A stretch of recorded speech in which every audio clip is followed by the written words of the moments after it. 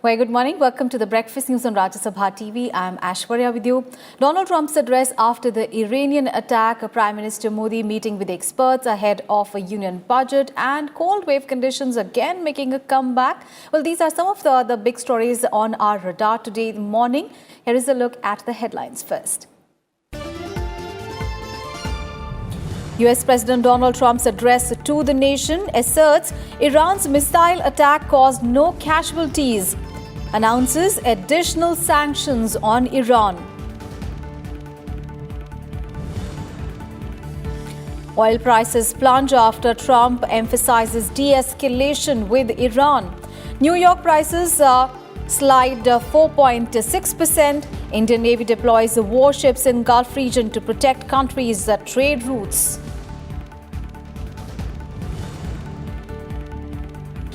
Ahead of Union budget, Prime Minister Modi to meet experts at Niti Aayog to discuss measures to revive growth. This amid forecast of 5% growth for current fiscal.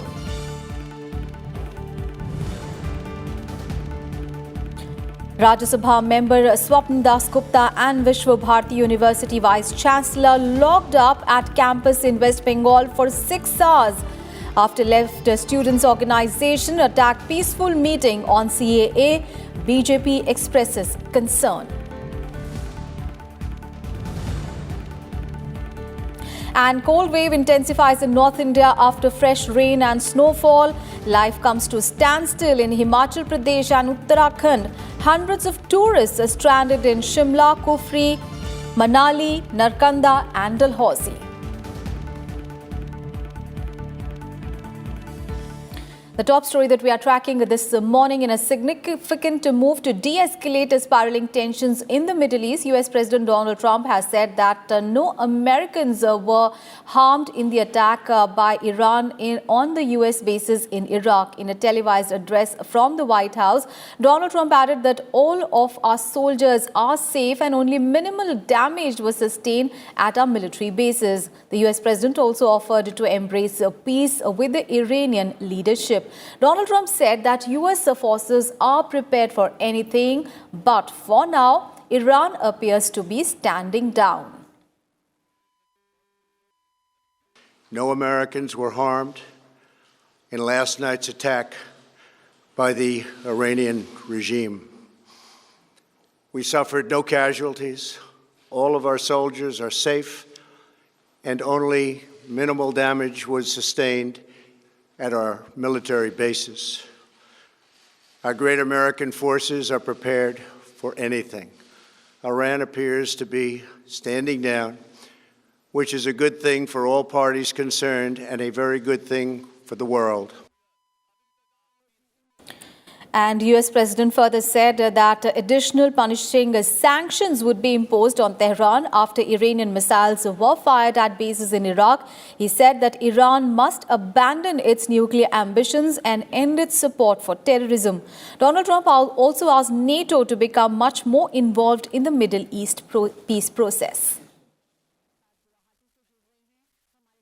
As we continue to evaluate options in response to Iranian aggression, the United States will immediately impose additional punishing economic sanctions on the Iranian regime.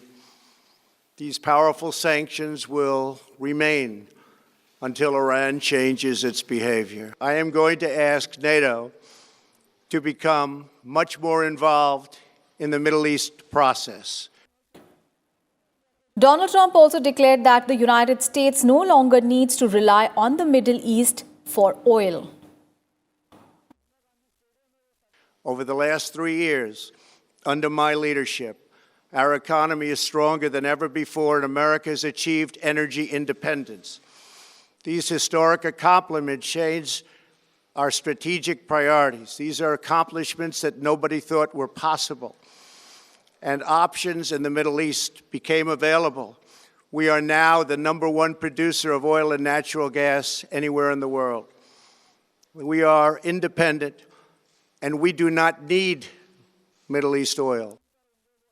All right, let's get a perspective. We have with us Akhilesh Suman, our colleague, joining us on the phone line. A very good morning, Akhilesh. Akhilesh, there was a touch of de-escalation, but there was also threats, There was also announcement of more economic sanctions against Tehran in President Donald Trump's address to the nation after the Iranian missile attack. So how would you analyze Donald Trump's speech yesterday? You know that the first thing is that there is a signal of peace and there is a signal of no escalation in this point of time. And actually the world was very scared about probable witnessing of another Gulf war, because, you know, the Gulf has also changed a lot, and the Iranian general who had been killed, he also had enough influence on many countries in the Gulf, including Iraq and Syria. And you know that Iraq is a friendly country as far as US is concerned. But his killing had created a situation that, Middle Eastern countries might react in a different way this time. So I think the announcement by President Donald Trump is quite a good signal at this moment, even though he is telling that Iran should leave nuclear ambitions, and it is nothing new. It is old assessment, and it is also old, stand of United States about Iran. So it is the old thing. Another thing, as far as putting the sanction is concerned, Iran is already facing almost maximum sanction from the U.S. side. So it is really interesting to see that what much more sanction U.S. is going to put. But the best thing that U.S. has, understood that escalation will not be good for anyone. And in that way, President Donald Trump announced that there is no casualty, neither Iraqi casualty nor American casualty. So I think in this situation, it is a win-win situation for both Americans and also for Iranians. Iranian ambassador yesterday, he told us that, we had very, domestic pressure, and because domestic people in Iran wanted that we should retaliate, and we had to retaliate. So 22 missiles were thrown under Iraqi border. But Iraqi president also reacted fierce, and he said that it is, not good that you are, encroaching in the Iraqi territory and Iraqi sovereignty. Yes. So I think every side were trying to persuade Iranians also not to escalate, and everyone was also trying to persuade Americans not to escalate. And I think American system also realized that this is the right time to see that, yes, that work is done and you should retract and now start afresh. NATO was also not very much along Donald Trump's line, and I think that is why Donald Trump is, advising NATO to come work more deeply in Middle East. So for this time, I think Iranians have also won, Americans have also won. So absolutely. So de-escalation is indeed good news, not only for the Gulf region, for the Middle East, but for the entire world. Thank you so much, Akhilesh, for all those updates there. And amid heightened tensions between the US and Iran, the Indian Navy has deployed warships in the Gulf region to protect the country's trade routes and also to deal with any emergent situation. The Indian Navy said that warships and aircraft were deployed to establish the presence and provide a sense of reassurance to the Indian merchantmen and also monitor the ongoing situation. Iran launched, remember, missile strikes against 2 American military bases in Iraq on Wednesday in retaliation to the killing of its top commander, General Qasem Soleimani, by the United States in drone strikes.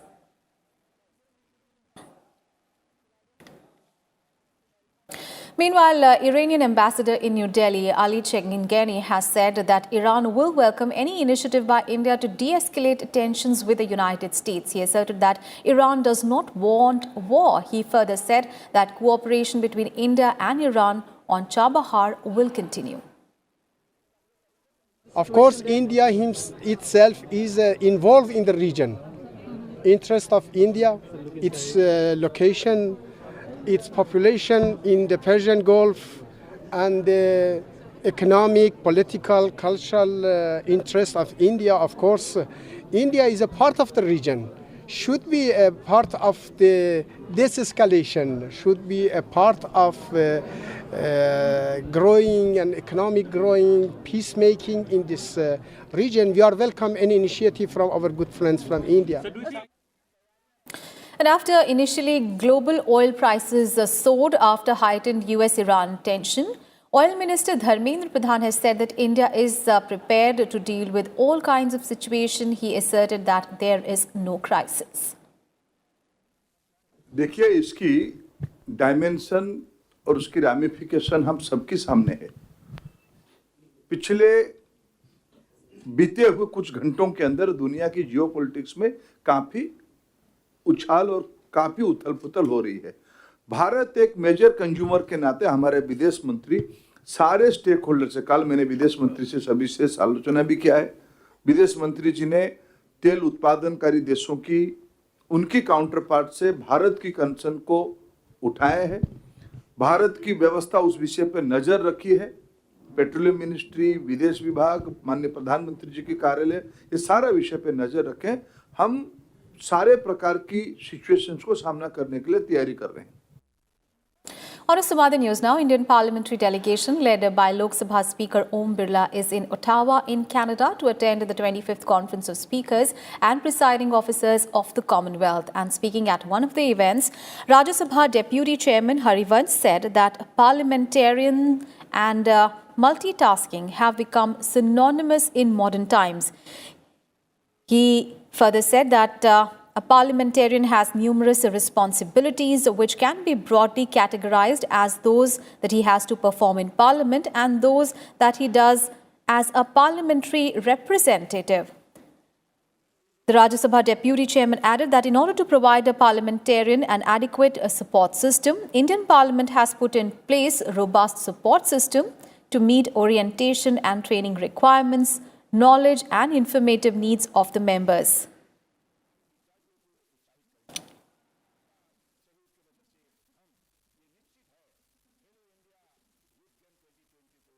As such, a parliamentarian has tremendous pressure to perform both as a legislature and as a representative of his constituency. To be an effective legislature and a people's representative, therefore, he requires adequate support system.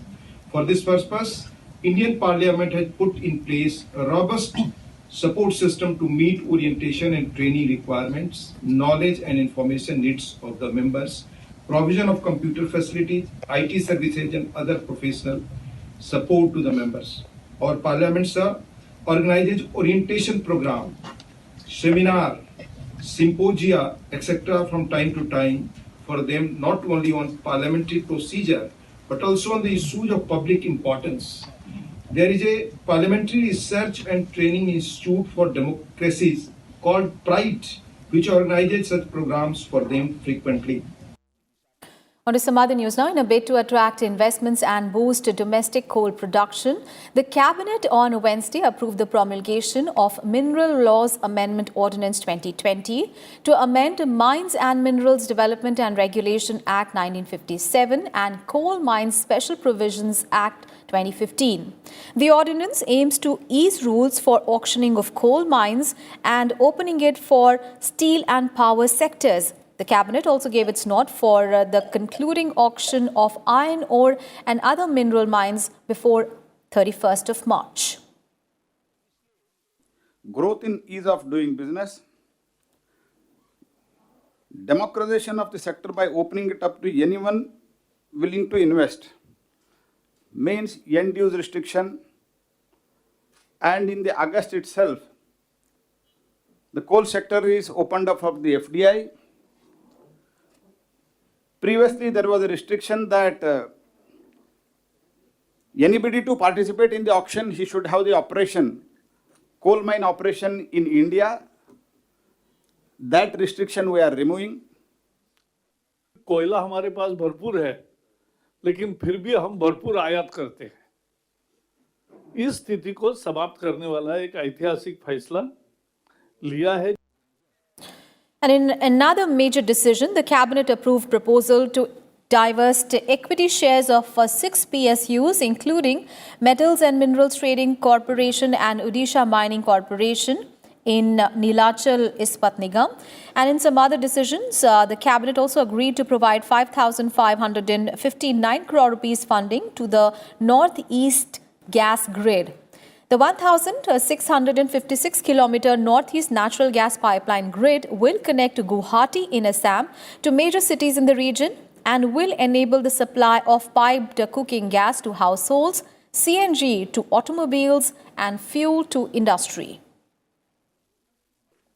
5 सरकारी company IOCL, ONGC, GAIL, oil India and NRL Numaligarh refinery मिलके Indradhanush gas grid limited North East की 7 राज्य plus Sikkim Guwahati से आगे ऐसे सारे 8 राज्यों को नेचुरल गैस पाइप में मिले।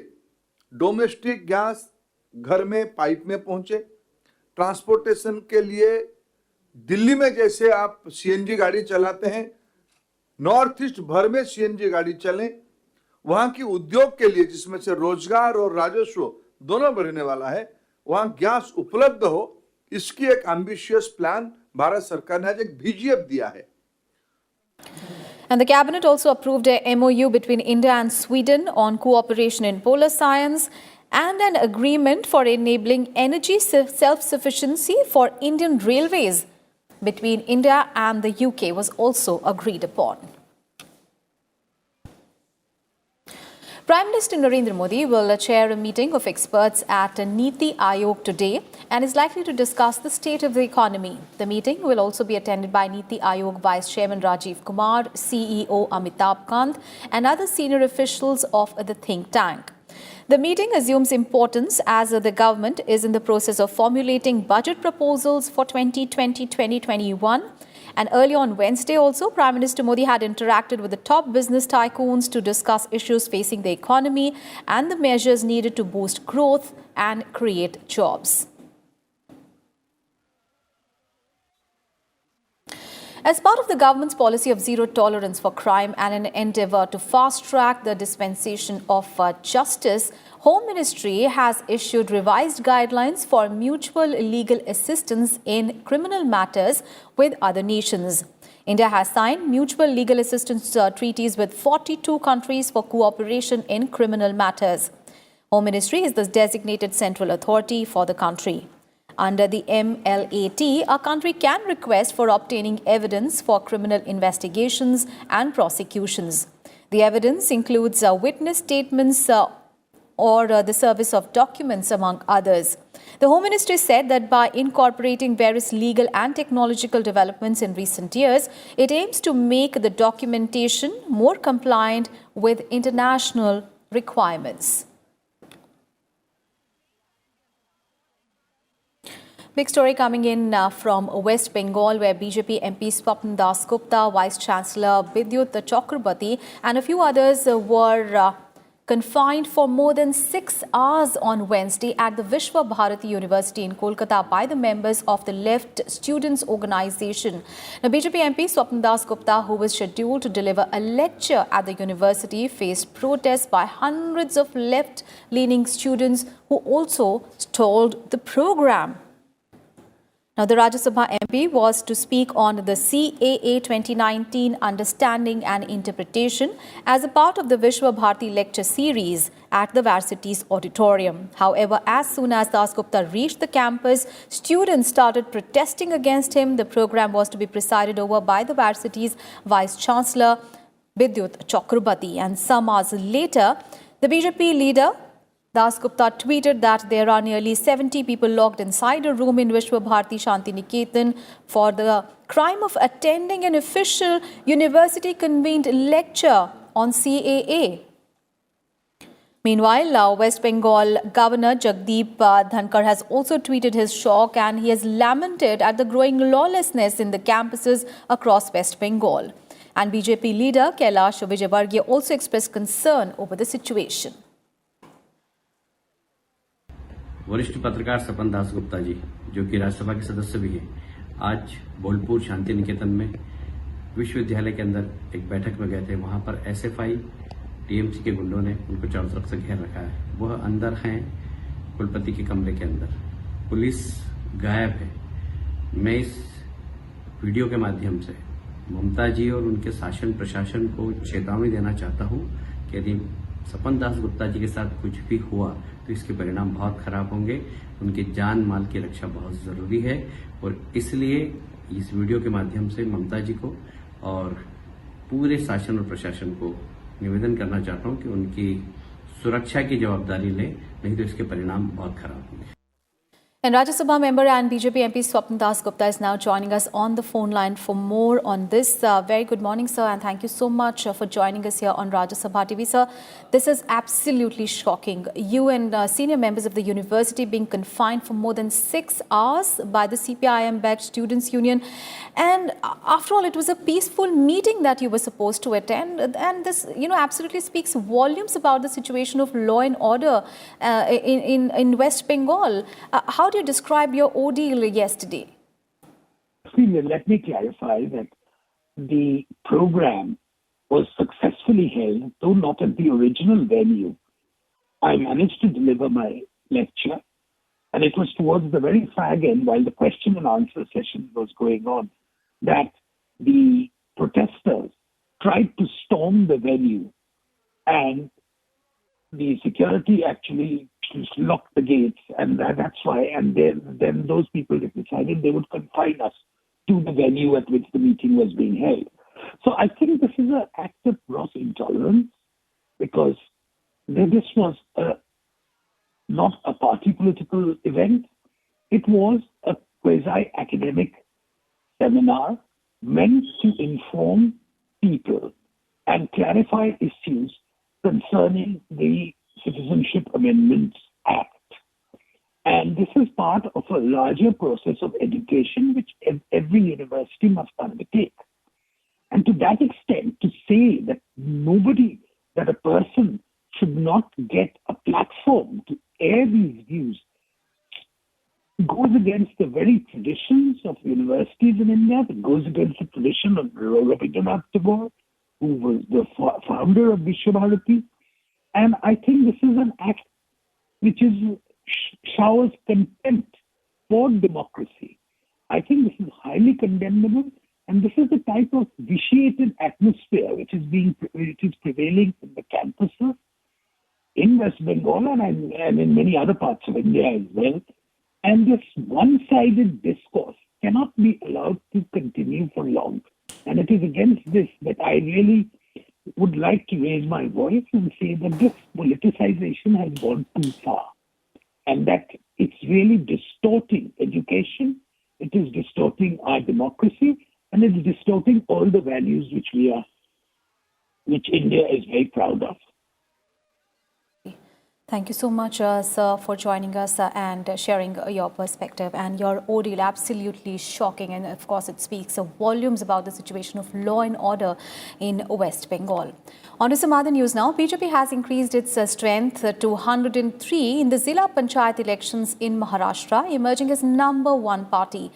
This has been tweeted by former Maharashtra Chief Minister Devendra Fadnavis. He said that in Panchayat Samiti elections, BJP won 194 seats and is #1 again. He also congratulated the party workers and all newly elected members. Despite a setback in Nagpur, the BJP won most seats in the local body polls. Remember, elections were held in Nagpur, Akola, Washim, Dhule and in Palghar.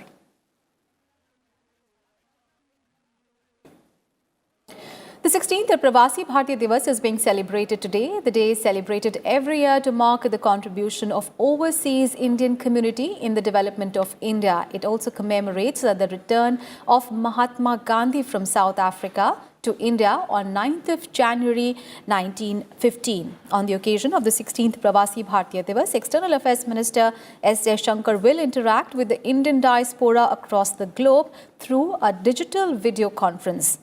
Established in 2003, the celebratory event is organized by the Ministry of External Affairs every year on this day.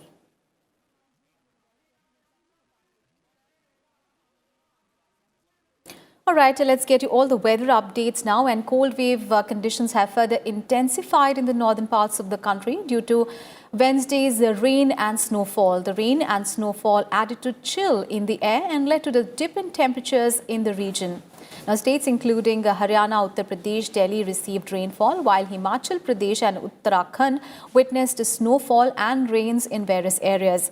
In Uttarakhand, life has been disrupted due to snowfall, rain and dense fog in the state. Road transport and train services have been badly affected in the plain areas of the state as well. And high-altitude areas of Jammu and Kashmir and Ladakh also experienced moderate to heavy snowfall. Authorities in Ladakh had issued a low avalanche warning in various areas and asked people to avoid venturing into the avalanche-prone areas during the next 24 hours. And in Himachal Pradesh, most of the high and mid-hills received heavy snowfall today. State capital Shimla experienced the season's heaviest rainfall, which blocked many circuit roads. Meanwhile, Delhi and adjoining areas also received light to moderate rainfall on Wednesday. The city received 10.6 millimeters of rainfall. The Met Department has predicted a cloudy sky for today as well. And maximum and minimum temperatures are likely to hover around 16 and 9 degrees Celsius respectively. Now a special segment on environment and climate change.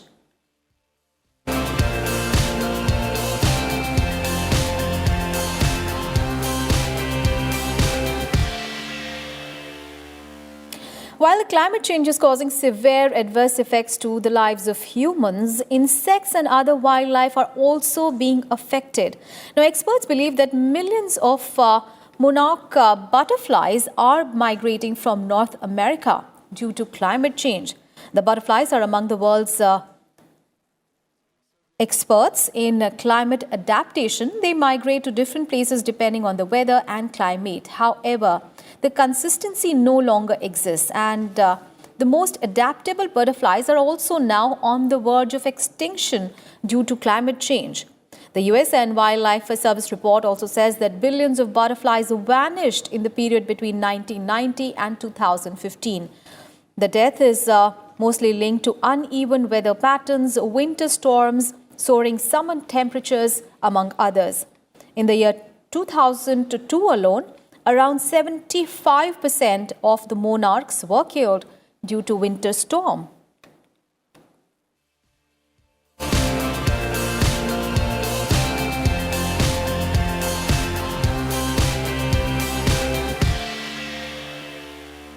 Sports news now, and at Malaysia Masters Badminton Tournament, PV Sindhu, Saina Nehwal, HS Pranoy and Sameer Verma will play their respective second round matches at Kuala Lumpur today. HS Pranoy will face world number 1 and top-seeded Japanese Kento Momota, while Sameer Verma is up against the local Lee Zijia. Reigning world champion PV Sindhu will take on Ayaho Ohri of Japan, and Olympics bronze medalist Saina Nehwal will face An Se-young of South Korea. B. Sai Praneeth and seasoned Kidambi Shrikant earlier bowed out of the tournament in the first round itself on Wednesday.